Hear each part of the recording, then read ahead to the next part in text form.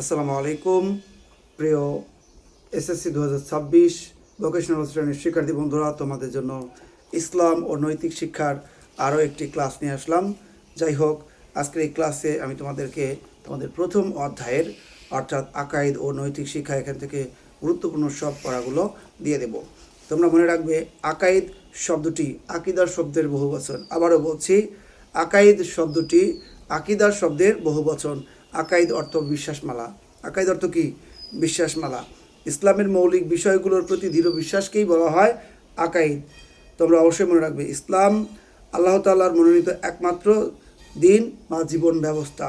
ইসলামের কিন্তু দুইটা দিক রয়েছে, একটা হলো বিশ্বাসগত দিক ও আর একটা হলো আচরণগত বা প্রায়োগিক দিক। এটা তোমাদেরকে অবশ্যই মনে রাখতে হবে। এখন আমরা সৃজনশীল ক পড়ব। ইসলামের ব্যবহারিক অর্থ কী? ইসলামের ব্যবহারিক অর্থ আল্লাহর দেওয়া বিধান এবং রাসূল সাল্লাল্লাহু আলাইহি ওয়াসাল্লামের দেখানো পথে জীবন পরিচালনার জন্য নিজেকে আল্লাহর দরবারে আত্মসমর্পণ করা বা সমর্পণ করা। প্রশ্ন, আল্লাহর নিকট একমাত্র জীবন ব্যবস্থা কি? উত্তর, আল্লাহর নিকট একমাত্র গ্রহণযোগ্য জীবন ব্যবস্থা হলো ইসলাম। আখিরাত শব্দের অর্থ কী? আখিরাত শব্দের অর্থ হলো পরকাল। ইহকালের পরের জীবনকেই বলা হয় কিন্তু পরকাল বা আখিরাত।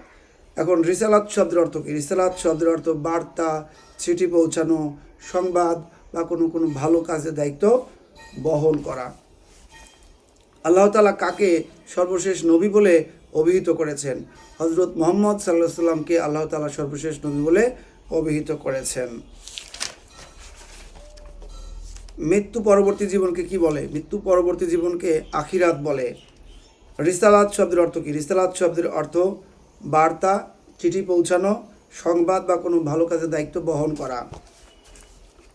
আর নূর অর্থ কী? আর নূর অর্থ হচ্ছে জ্যোতি। আর নূর অর্থ কী? জ্যোতি। মিজান অর্থ কী? মিজান অর্থ দাড়িপাল্লা বা পরিমাপক যন্ত্র। রিসালাত কাকে বলে?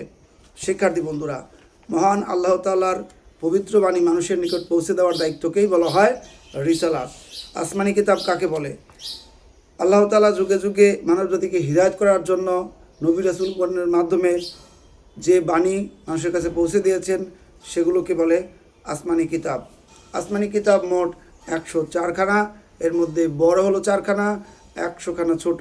এই 100খানা ছোট আসমানি কিতাবকে বলা হয় সহিফা। এরপর খেয়াল করো, রিসালাতের দায়িত্ব পালন করেছিলেন কারা? রিসালাতের দায়িত্ব পালন করেছিলেন নবী ও রাসূলগণ। নবুয়াতের ধারার সর্বশেষ নবীকে হযরত মুহাম্মদ সাল্লাল্লাহু আলাইহি ওয়াসাল্লাম। খাতামুন নবুয়াত অর্থ কী? নবুয়াতের সমাপ্তি বা পরিসমাপ্তি।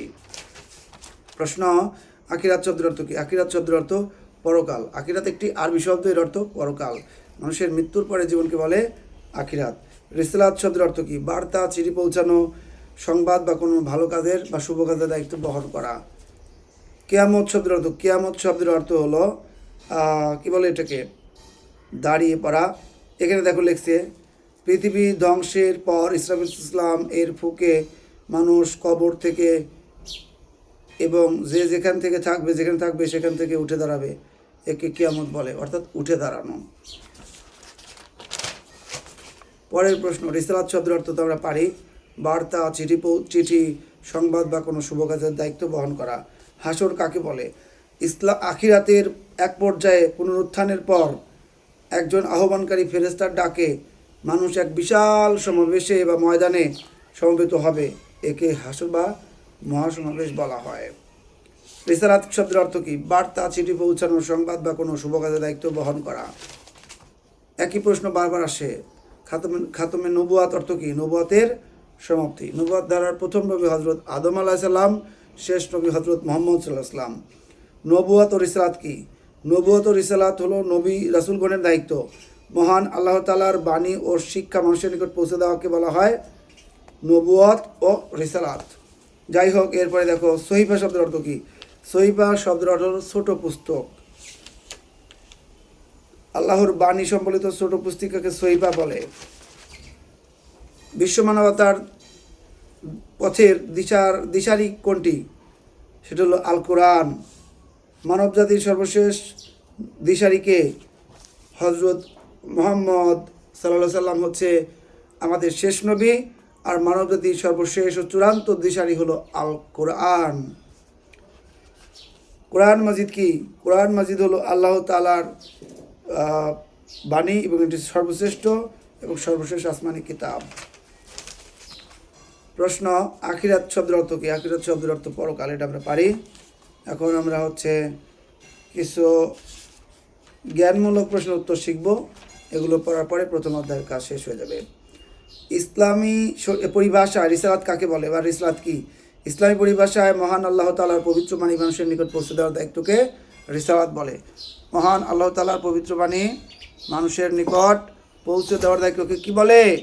রিসালাত বলে। প্রথম নবীকে হজরত আদম আলাইসাল্লাম, শেষ নবীকে হজরত মুহাম্মদ সাল্লাল্লাহু আলাইহি সাল্লাম। কোরআন মজিদে মোট সূরা রয়েছে কয়টি? মোট সূরা রয়েছে হলো 114টি। তোমরা অবশ্যই মনে রাখবে। নবী রাসূলগণকে বিশ্বাস করা কি? এটা হচ্ছে ফরজ, ইমানের কিন্তু দ্বিতীয় অংশ। আচ্ছা, পারা কি? আল কোরআনে মোট 30টা কিন্তু খণ্ড রয়েছে, প্রত্যেকটিকে এক একটি পারা বলা হয়।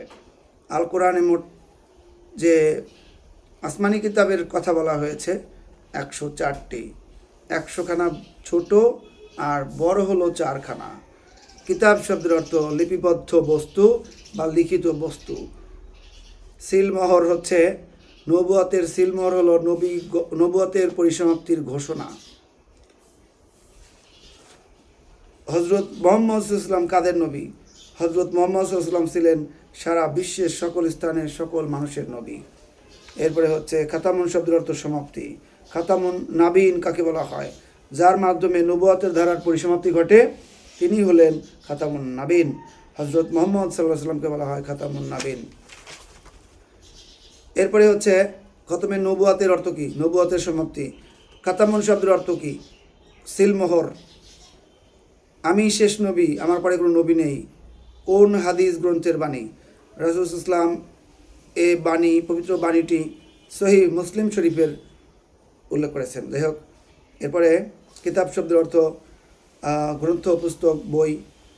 এরপরে হজরত ইব্রাহিম আলাইহিস সালামের উপর কয়খানা সহিফা নাজিল হয়? 10খানা। বড় আসমানি কিতাব কয়খানা? 4খানা। ছোট আসমানি কিতাব কয়খানা? 100খানা। আল কোরআন কতটি খণ্ডে বিভক্ত? 30টি। পবিত্র কোরআনে কতটি সূরা আছে? 114টি। কোরআন অর্থ কি?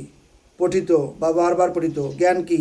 জ্ঞান হলো এক প্রকার আলো, এটি মানুষের অন্তর্চক্ষুকে খুলে দেয়, অজানা তথ্যকে জানতে সাহায্য করে। সবাই প্রথম অধ্যায়ের পড়াটা বারবার পড়বে, আমার সঙ্গে প্র্যাকটিস করার চেষ্টা করবে, দেখবে তোমাদের পড়াগুলো হয়ে গেছে। প্রিয় শিক্ষার্থী বন্ধুরা, তোমাদের জন্য এর আগে যে আমি বাংলাদেশ ও বিশ্ব পরিচয়ের লাইভ ক্লাস বানিয়েছিলাম সেটা কেমন হয়েছে কিন্তু অবশ্যই কমেন্টে জানাবে। যাদের আমার পড়ানো ভালো লাগে অবশ্যই আজিম লার্নিং পয়েন্ট ইউটিউব চ্যানেলটা সাবস্ক্রাইব করবে এবং আমাদের নতুন চ্যানেল আজিম ইজি ইংলিশ ইউটিউব চ্যানেলটা সাবস্ক্রাইব করবে। সবাই ভালো থাকো, সুস্থ থাকো। আল্লাহ হাফেজ।